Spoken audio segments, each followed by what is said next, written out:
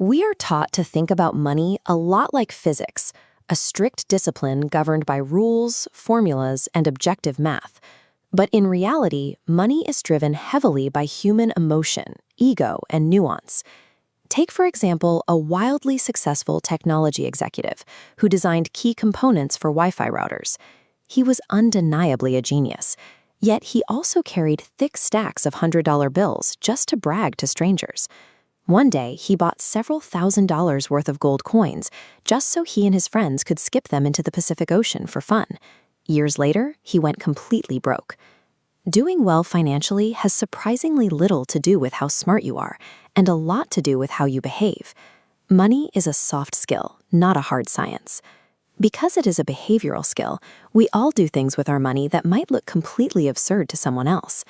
But people make decisions based on the unique, deeply ingrained economic conditions they were born into. Look at this photo. A stockbroker who lived through the devastation of the Great Depression and had to sell his car for $100 in cash developed a view of risk that a tech worker basking in the glory of the 1990s boom simply cannot imagine. You go through life with different beliefs and goals than I do because our lives have been shaped by different experiences. We all make mistakes, but no one is crazy. We are just playing the game based on the world as we have individually experienced it. This brings us to a major psychological trap: spending money to show people how much you make. It is the fastest way to have less money. True wealth is the money that remains unspent. It's the deliberate suppression of what you could buy today to have options tomorrow. Think about your last major purchase. Did you buy it for its utility or secretly for pure admiration? The reality is, no one is impressed with your possessions as much as you are. If you want respect and admiration, you earn those things through humility and kindness, not through visible consumption. Once you realize wealth is what you don't see, you need a strategy to accumulate it. Standard financial advice dictates that you must have a specific, tangible goal to save for, like a house or a new car.